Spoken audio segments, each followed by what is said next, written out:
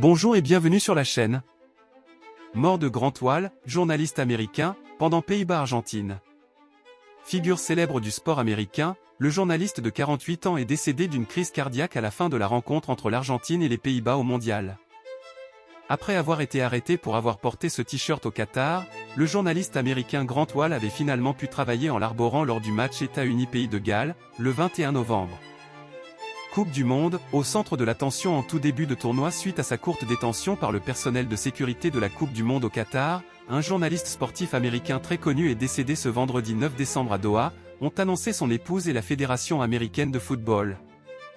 Grant Wahl, 48 ans, avait travaillé depuis 1996 pour la célèbre revue Sport Illustrated en tant que spécialiste du football avant de rejoindre la chaîne CBS Sport en 2021.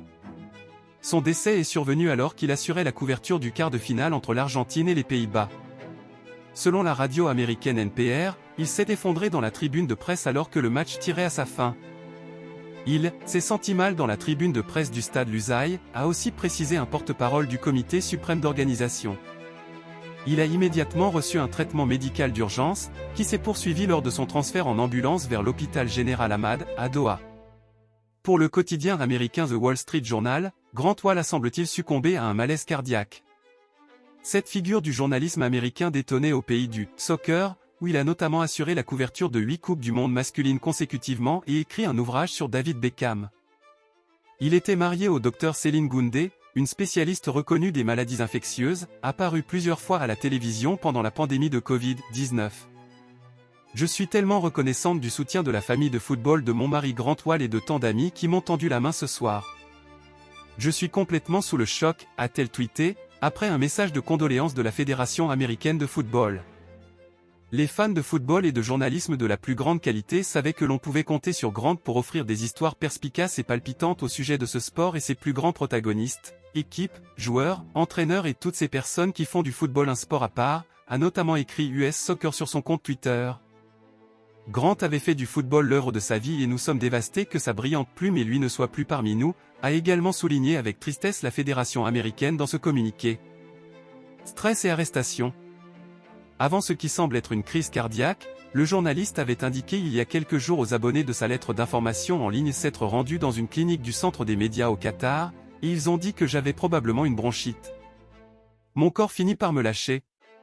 3 semaines avec peu de sommeil, beaucoup de stress et de travail peut avoir cet effet sur vous, j'ai pu sentir le haut de ma poitrine supporter un nouveau niveau de pression et d'inconfort, décrivait-il. Il avait précisé que la prise d'antibiotiques et d'un puissant sirop antitussif l'avait fait se sentir un peu mieux au bout de quelques heures. Mais c'est toujours no bueno. Si de notre côté de l'Atlantique, le nom de Grant Wahl est relativement anonyme, il avait toutefois été mis en lumière aux premières heures de ce mondial au Qatar en raison d'un geste fort. Le 21 novembre, soit le deuxième jour de compétition, il s'était affiché avec un t-shirt arborant un arc-en-ciel au-dessus d'un ballon de football, avant le match d'ouverture des États-Unis contre le pays de Galles. Détenu pendant une petite trentaine de minutes par les autorités, Grant Wahl avait finalement pu intégrer la tribune presse munie de son t-shirt en soutien des droits LGBTQ+. Je vais bien, mais c'était une épreuve inutile. Je suis au centre des médias, je porte toujours mon t-shirt. J'ai été détenu pendant près d'une demi-heure. Allez les gays, avait-il écrit sur Twitter après cette mésaventure qatari, où les relations homosexuelles sont criminalisées. Le président de la FIFA Gianni Infantino a lui aussi adressé les sincères condoléances de l'instance dirigeante du foot mondial et de la communauté du football à son épouse, sa famille et ses amis dans un communiqué publié tôt ce samedi 10 décembre. On espère que cette vidéo vous a plu, si c'est le cas n'hésitez pas à mettre un pouce bleu sous la vidéo et à vous abonner pour plus de vidéos comme celle-ci. À demain pour une nouvelle vidéo.